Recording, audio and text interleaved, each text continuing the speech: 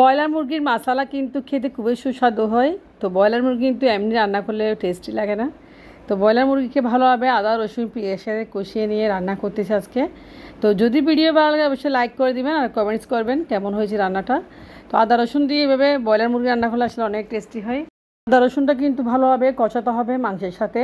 মাংসের মধ্যে যে একটা ঘ্রাণ থাকে কাঁচা ঘ্রাণ ওটাও চলে যাবে এবং ব্রয়লার মুরগির ঘ্রাণটাও চলে যাবে। এইভাবে আদা রসুন মাখিয়ে ভালোভাবে রান্না করি আমি। তো চলে যাচ্ছি মূল রেসিপিতে। আমি এখানে একটা 400 গ্রাম ব্রয়লার মুরগি কেটে নিয়েছি, পরিষ্কার ধুয়ে নিয়েছি।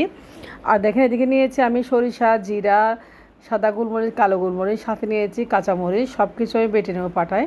আর চলে আসলাম এখন রান্না করতে। চুলায় আমি এখানে সরিষার তেল দিয়েছি 1 কাপ পরিমাণ, সাথে দিয়েছি পেঁয়াজ, 2টা বড় বড় সাইজের। পেঁয়াজগুলো একটু ভেজে নেবো হালকা করে। তো পেঁয়াজগুলো ভাজা হয়ে গেছে, একটা ঘ্রাণ চলে আসছে। এই পর্যায়ে মুরগিগুলো দিয়ে দেবো পেঁয়াজের উপরে। আর মুরগিগুলো পেঁয়াজের উপরে দিয়ে ভালোভাবে আমি আর একটু কষিয়ে নেব।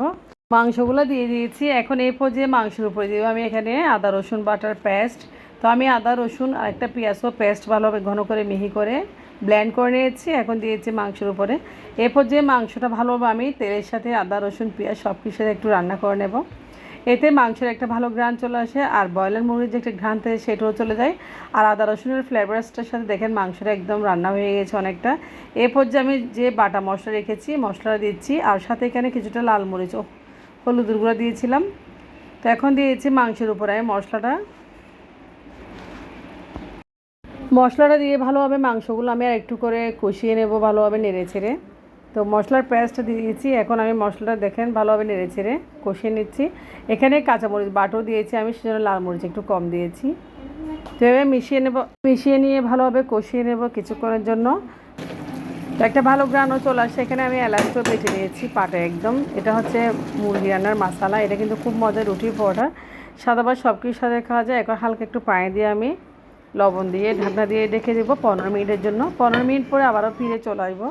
তো 15 মিনিট পরে দেখেন মাংসটা প্রায় অনেক গ্রেভি হয়েছে মাংসের। এই পর্যায়ে নেড়েছি আমি ভালোভাবে কষিয়ে নেব। তো মশলাটা দেখেন কত সুন্দর হয়েছে এবং এত যে সুন্দর একটা কালার হয়েছে আপনারা দেখলে বুঝবেন রান্নাটা এত যে টেস্টি হয়েছে মাশাআল্লাহ। তো আমি আরেকটু 10 মিনিট দেখেন চুলে রেখেছি। 10 মিনিট পরে চলে আসলাম। দেখেন মাংসটা এখন পুরোপুরি রান্না হয়ে গেছে, সিদ্ধ হয়ে গেছে। এতে মাংসটার পানিটা পুরো না টানার ভয় আমি চুলে রেখে দেবো। তো পানি টানা হয়ে গেছে দেখেন অলরেডি। তো মাংসের মশলাটা এত যে টেস্টি, এটা রুটি পরোটার সাথে খেলে এত যে মজা লাগা আসলে আপনারা যখন বানাবেন তখনই আপনারা বুঝতে পারবেন। তো আমি একটা প্লেটে সার্ভ করতেছি মাংসটা।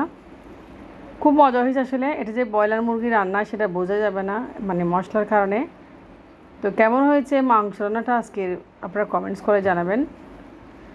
খুবই টেস্টি হয়েছে, একদম মাখা মাখা পরোটার সাথে কিন্তু খুবই ভালো লাগবে।